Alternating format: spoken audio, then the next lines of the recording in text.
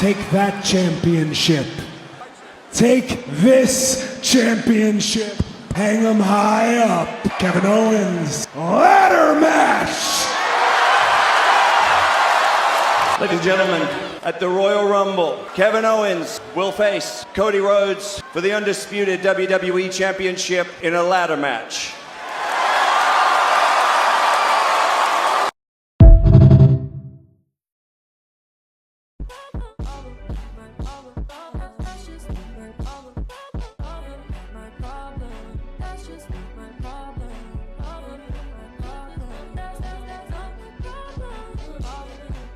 Hey, what's going on YouTube land? This is me, TJ, and welcome to my YouTube channel, Wrestling Nostalgia, where I get my reviews and WWE shows and PLE events. But today is going to be my very last SmackDown review. Unless I see like a SmackDown that I'm compelled to do a review on, but I seriously doubt that I want to sit there for a 3-hour Raw, 3-hour SmackDown, and try to do a review on it. But anyways, like, share, and subscribe, help me grow the channel, all that other good stuff.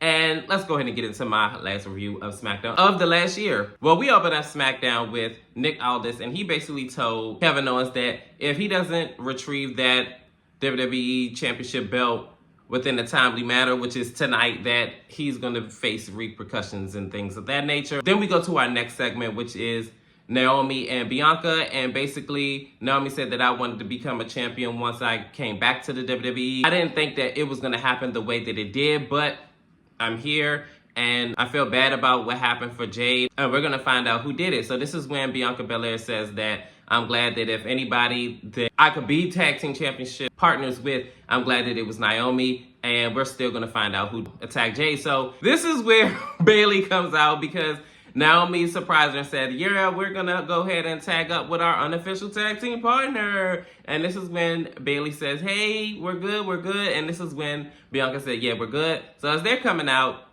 and making their entrance and things of that nature, because they have a 6-woman tag, this is where Nia Jax comes out. And she says, basically in a nutshell, that Bianca Belair, you took no time to replace your tag team partner, and I see why. She's bigger and stronger and better and everything like that. I would have took her out too, and I feel like you did it, and I feel like you're trying to deflect on who really did it, and which was you. Which is funny, because on Twitter she said Naomi did it, but hey, whatever. So Nia Jax says that either you go ahead and own up to what you did, or I'm gonna make you own up to it. And Bianca does not look too happy about this, but this is where the segment ends. We're gonna see what's gonna happen in this 6-woman tag match coming up next.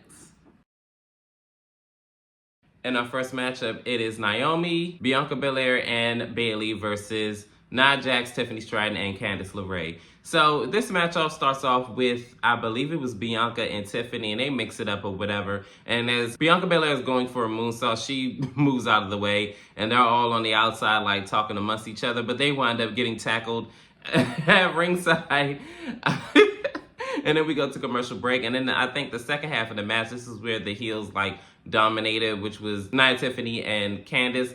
And then we go to our third commercial break. But at this point, Nia looks like she was about to eat another defeat by Naomi, and she did a split leg moonsault. And as she's about to get the pin, this is where Tiffany Stratton throws her off of the pin, and she looks like she's gonna cash in her Money in the Bank briefcase, and Candice LeRae says, no, you're not going to do that. And then Tiffany Stratton says, I want to be champion. So then her plans got spoiled as Candice and Tiffany are like arguing back and forth. Naomi winds up going ahead and doing her full Nelson driver. And then 1, 2, 3, she winds up picking up a big win. And it looks like Tiffany Stratton and Nia are still, like getting a bigger wedge drawn in between them. It's just time for them to just go ahead and break up. And this whole teasing of the Money in the Bank, cash in and not, and it's really getting redundant at this point. Like, girl, either or get off the pot at this point, please. In this next segment, it is A-Town Down Under, and they're pissed off, and of course, because Braun Strowman destroyed their set, and they sent a paper invoice to Nick about, I guess the damages that they had received from Braun. And this is where Nick said, I'm not worried about that. If you have a problem with what Braun did, you need to take it up with Braun. And plus, I have other things bigger to worry about than you two. And I was like, ooh. So he said, oh, well, who's going to be bigger than us? Like, who else is more important than A-Town down under? So this is when Sami the Pedestrian comes out. And WWE, you've been watching my videos. Because I be calling him Sami the Pedestrian. So y'all try to switch it up and call him a bum. Well, actually, Grayson Waller called him a bum. But y'all get the gist. Like, that man is dressed like a pedestrian. A bum. Somebody's homeless freaking uncle, okay? Drunk homeless uncle on the street corner. Can he, like, do something about his look? Because this don't make no sense. But this is where the segment ends. But Sami the Pedestrian needs to really, like, put more effort into his look. Because he really does not look like a WWE superstar. He look like a WWE pedestrian. And not even no super in front of it either. In this next segment, it is Sami Zayn, and he basically says that, in a nutshell, that he doesn't want to get Nick involved in the whole bloodline situation, being as though they have this window where the WWE Raw and SmackDown superstars can go to either show, yada, yada, yada. So this is when Carmelo Hayes comes in, and he basically rudely interrupts Sami the Pedestrian, and he says that, oh, you want a Hallmark card too, or a Christmas card, or something like that. So Sami balls it up and throws it in his face, and he says, oh, when two adults are talking, you need to mind your business. So this is when Carmelo says, oh, I'm going to let that slide, but, I mean, the only time when you're here is when you get beat down by the bloodline. How about you mind my business and stay off my show? This is my show. So Nick says, oh, your show? He said, yeah. So this is when Sami says, oh, that bloodline business can wait. Me and you, we got business to settle tonight. And then Nick winds up making it official or whatever, but let's get past this. I know one thing. If Sami the Pedestrian gets another victory that he don't need, I'm going to crash all the way out. I'm about to cut. I don't care about no YouTube. This is BS, and I'm not here for it. This ain't even his show. You don't even go here. Man, get out of here with that mess, man. This man is cooked. Come on, WWE, how many L's you gonna keep making this man eat? Carmelo, like, my brother. And I feel like even if he don't get the dub, it's gonna end in disqualification. You know the bloodline gonna interfere. And that's gonna piss me off too. Can they at least help him win the match? This is where we gonna end it, man. Like, man, WWE, y'all really blowing me up. Like, y'all really blowing me with this.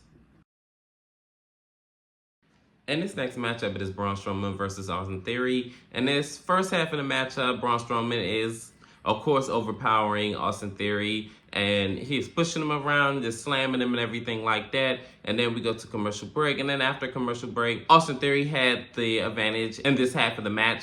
And they're like going back and forth. I remember at one point where Braun Strowman got out of the ring and then he wound up doing the whole, Braun train or whatever he does, where he just bum rushed through people and things of that nature. And then I remember he got Austin Theory back in the ring, and it looked like he's about to do a top rope move, which is so characteristic of him. I might be saying that word wrong, but anyways, he wound up getting on the top rope.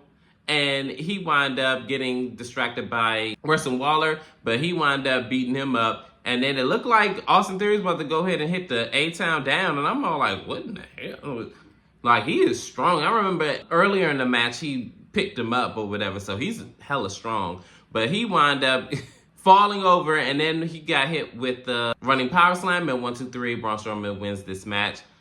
I think I know where they're going with this. I think that the next week is going to be Braun Strowman versus Grayson Waller. But we're going to have to wait and see where this storyline ends up, because I don't think this is going to be the end of this. In this next segment, it is Chelsea Green being introduced by Piper Niven as the new United States Women's Champion. And she comes out and she makes a speech saying that we did it, and that she was even surprised that Michin even made it all the way that far for the tournament. And she says that finally they have a house that's red, white, and green because Chelsea is here. So this is when Michin comes out and she basically says that, you know damn well that it was because of Piper Niven why I'm not the United States Women's Champion now. And how about I give you the butt whipping that you rightfully deserve? So as she's coming out to attack Chelsea, She is met with Piper Niven, and Piper Niven winds up getting hit with the kendo stick multiple times. So then she winds up getting in the ring with Chelsea Green. She tries to hit her with it, but Chelsea ducks, and Piper Niven once again saves her behind. And this is where the segment ends. I wouldn't mind them running it back, and I'm trying to figure out who would her list of opponents would be as far as like Chelsea Green for her newly won United States Women's Championship. Like, who would be the contenders? Because I'm very interested in finding out. In this next segment, it is DIY and Street Profits. And Nick is asking DIY, who do you think that attacked the Street Profits? So they was all like, oh no, maybe they failed. So he said, oh yeah, that's your final answer. So he said, well, we have 2 eyewitnesses, and here comes Pretty Deadly. Like, you really sit up there and with that blonde hair on your fucking head, gonna sit up there and have to say sit here with that blonde hair atop your head. So Pretty Deadly comes out and they said, yeah, I think I'm just drawing a fog. I think that maybe we had some funding for Pretty Deadly the musical. Maybe I could go ahead and, jog my memory. So he said, maybe you can jog your memory in unemployment. I said, oop. So they wind up saying Garza, Angel Garza. So this is when Street Profits says, oh, really? All right, bet. So they wind up going to go see Angel Garza, and they beat them up. And this is when Nick says, oh, I ain't got time for none of this. How about y'all two go out in that ring right now tonight? So it's going to be the Street Profits versus Angel Garza and Humberto Carrillo. And our next matchup, it is a tag team match. It is Angel Garza and Berto Carrillo versus the Street Profits. So it starts off with Montez Ford go ahead and dominating this match for a good majority of the first half of this match until Angel Garza and Humberto Carrillo wind up changing the tides of this match. And Angel Garza even dropkick Montez Ford into the ring post. Then we go to commercial break. The second half of this match, they're still dominating this match. And then like the third half of this match, this is when the Street Profits go ahead and change the tides. A little bit back and forth later. It looked like the Street Profits were going to go ahead and hit their double team move like a couple of times. But, one way or another, Angel Garza or Humberto Carrillo wound up, stopping, what was to come. And I believe the third time when they were about to hit their double team move, this is where Elektra wind up like getting Angel Garza out of the ring. She wound up getting met with a drop kick, and then the Street Profits wound up finally getting the double team move, and 1, 2, 3, they win this match. I know one thing. I'm about sick and tired of the Street Profits start push thing that they got going on, or they're trying to save it for WrestleMania or whatever they're trying to do. It's starting to get a little old, and I'm not here for it, and I want the best for them, but it's like WWE just don't see it for them, and I don't understand why. I mean, they were one of the pillars of tag team wrestling, like, during the pandemic era, and I noticed that everybody that was, like, thriving in the pandemic era, outside of, like, the normal people that they had, the top stars, they just kind of put them to the wayside, and that definitely needs to be studied, because what value did you see in them then that you don't see now? Like, it's not adding up. In this next segment, it is Pretty Deadly and DIY, and basically DIY was like, oh, what are you guys up to? So Pretty Deadly said, oh, well, I see it as though that we scratch your back, you scratch ours. He said, oh, I don't know about no back scratching, but, you looked out for us, we're going to look out for you. Well, yeah, we got it. They was all moving all funny and stuff. I was like, yeah, whatever. So this is when Pretty Deadly run into the Street Profits, and the Street Profits says, hey, you know what I'm saying? Thanks for looking out, this, that, and the third. Yeah. So this is when Pretty Deadly says, oh, yeah. Don't mention it ever. Yeah, ever. Don't ever mention it. So then they wind up walking off and looking all suspicious. And this is where the Street Profits run into the Motor City Machine Guns, and they said, oh, well, that championship tag team? Nah, hit the back of the line. We're next. I'm like, what stake do y'all have? Y'all lost it. So y'all hit the back of the line. What? What happened to no more automatic rematches? Did we throw that out the window? But I'm pretty sure when Charlotte gets back that she's going to get an automatic match and rematches and everything like that. But you know what? It's not about her. So this is when they're like going back and forth with eye contact like. And this is when, of all people, Apollo Crews comes in and he says that not getting played. It wasn't Angel Garza and Berto. It was DIY. And then that's when he walks off and Montez said, what? I was like, yeah, it was pretty obvious, but it is what it is. I'm pretty sure at some point they're going to run it back. But I'm pretty sure they're going to do this whole thing where I just kind of see where this is going. And triple thumbs, count your days. You better count your days, bitch! Okay? Because this is not it.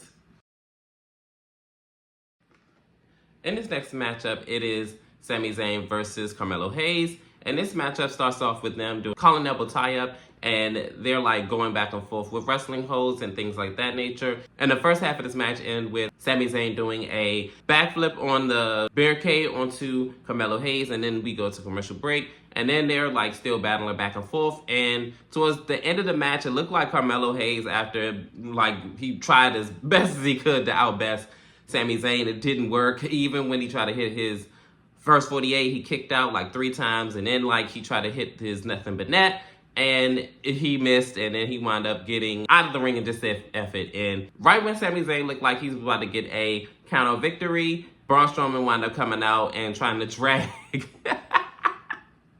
Carmelo Hayes in the back, and he actually does drag him in the back, and then all of a sudden the Bloodline wound up beating up on Sami Zayn, and then as Carmelo Hayes is dragged into back in camera view of us, Braun Strowman winds up seeing the Bloodline beating up on Sami Zayn, so he winds up getting in the ring, and before Braun Strowman got in the ring, he wound up attacking the Bloodline one by one, and he beat them all up until he got in the ring with Jacob Fatu, and it looked like they were going to go ahead and, you know, beat each other up. Before that even happened, the rest of the Bloodline get back in the ring and attack Braun Strowman. This leaves Braun Strowman victim to Jacob Fatu and beating up on Braun Strowman, and then he gets hit with 2 Samoan spikes, and I was like, yeah, you're going to have to hit more than 1 spike on that big fella, okay? So this is when Sami Zayn winds up coming to, and he beats up on Solo Sikoa, but he wound up getting beat up by the Bloodline, and then he got wiped out. And this is where the segment ends with KO, oddly enough, because Nick was in the ring trying to break all this up,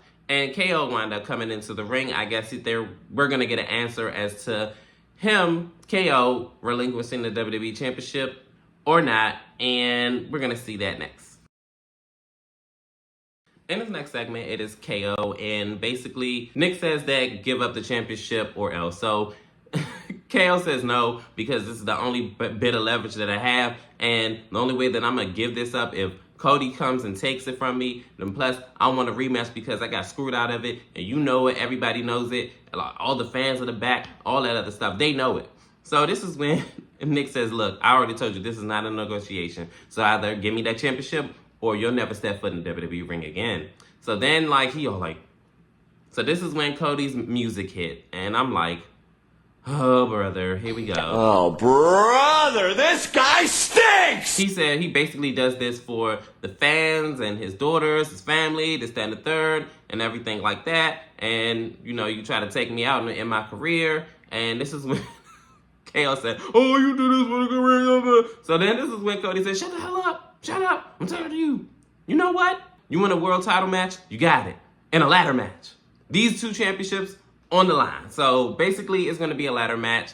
And this is where KO says that, oh, okay, cool. You want a ladder match? Cool. I'm good with it. So Nick makes it official, and he says that it's going to be a ladder match. So KO sticks his hand out for, I guess, a handshake, which is wild work because, dude, no.